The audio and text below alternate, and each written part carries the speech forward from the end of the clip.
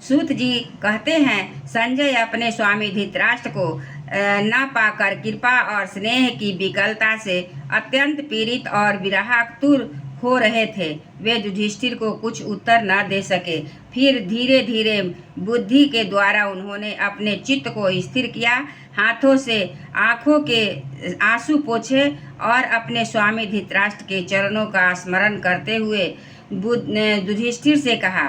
संजय बोले, कुल नंदन, मुझे आपके दोनों चाचा और गांधारी के संकल्प का कुछ भी पता नहीं है। महाबाहो, मुझे तो उन महात्माओं ने ठग लिया। संजय इस प्रकार कह ही रहे थे कि तुमरू ने के साथ देवर्षि नारद जी वहां आ पहुँचे। महाराज युधिष्ठिर ने भाइयों सहित उठकर उन्हें प्रणाम किया और उनका सम्मान करते हुए बोले।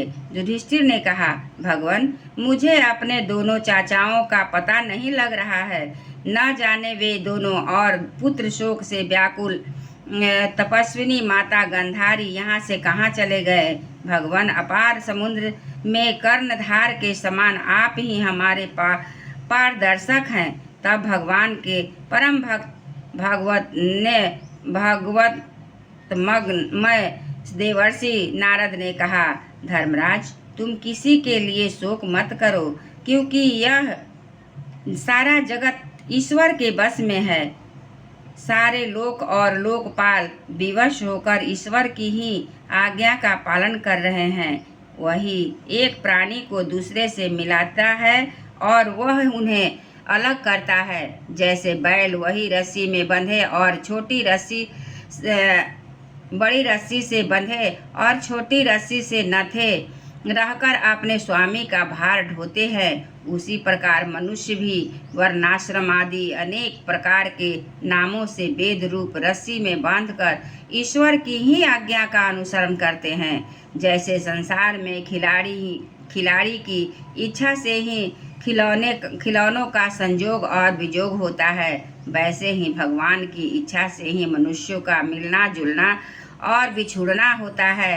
तुम लोगों को जीव रूप से नित्य मानो या देह रूप से अनित्य अथवा जड़ रूप से अनित्य और चेतन रूप से नित्य अथवा शुद्ध ब्रह्म रूप से नित्य अनित्य कुछ भी न मानो।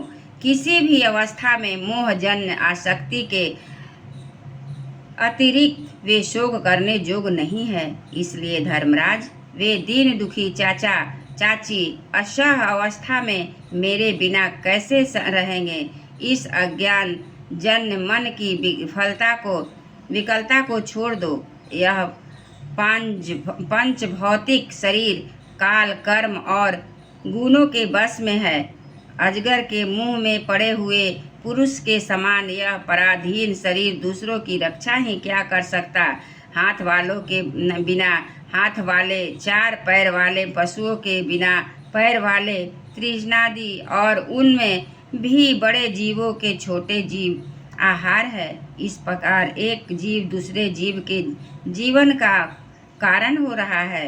इन समस्त रूपों में जीवों के बाहर और भीतर वही एक स्वयं प्रकाश भगवान जो संपूर्ण आत्माओं में के आत्मा है, माया के द्वारा अनेकों प्रकार से प्रकट हो रहे हैं। तुम केवल उन्हीं को देखो। महाराज, समस्त प्राणियों को जीवन दान देने वाले वे ही भगवान इस समय इस पृथ्वी तल पर देवद्रोहियों का नाश करने के लिए काल रूप से अवतीर्ण हुए हैं। अब वे देवताओं का कार्य पूरा कर चुके हैं। थोड़ा सा काम और शेष है, उसी के लिए वे रुके हुए हैं। जब तक वे प्रभु यहाँ है तब तक तुम लोग भी उनकी प्रतीक्षा करते रहो। धर्मराज, हिमालय के दक्षिण भाग में जहाँ सप्तर्षियों की प्रसन्नता के लिए गंगा जी के अलग अलग 7 धाराओं के रूप में अनेक को 7 भागों में विभक्त कर दिया है, वह जैसे सप्त स्रोत कहते हैं, वही ऋषियों के आश्रम पर धृतराष्ट्र अपनी पत्नी गांधारी और विदुर के साथ गए हैं। वहाँ वे त्रिकाल स्नान और विधि पूर्वक अग्निहोत्र करते हैं। अब उनके चित्त में किसी प्रकार की कामना नहीं है।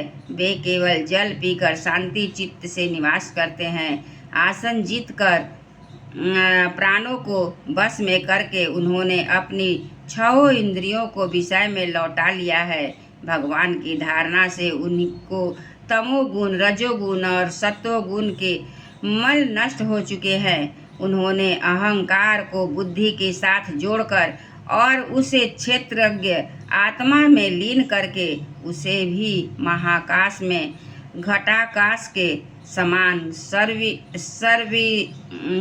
सर्विष्ठान ब्रह्मा में एक कर दिया है। उन्होंने अपनी समस्त इंद्रियों और मन को रोककर समस्त विषयों को बाहर से ही लौटा दिया है और माया के गुणों से होने वाले परिणाम को सर्वथा मिटा दिया है।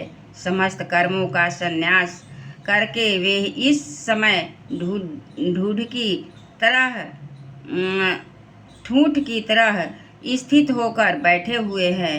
अतः तुम उनके मार्ग में विघ्न रूप मत बनना। धर्मराज, आज से 5वें दिन वे अपने शरीर का परित्याग कर देंगे और वह जलकर भस्म हो जाएगा। ग्राहपत्यादि अग्नियों के द्वारा पर्ण कुटीर के साथ अपने पत्नी के मृत देह को जलते देखकर बाहर खड़ी हुई साध्वी गांधारी भी पति का अनुगमन करती हुई उसी आग में प्रवेश कर जाएगी। धर्मराज, विदुर जी अपने भाई को आश्चर्यमय मोक्ष देखकर हर्षित और विजोग देखकर दुखित होते हुए वहाँ से तीर्थ सेवन के लिए चले जाएंगे। देवर्षि नारद एवं कहकर तुम्बरु के साथ स्वर्ग को चले गए। धर्मराज युधिष्ठिर ने उनके उपदेशों का हृदय में धारण करके शोक का त्याग कर दिया।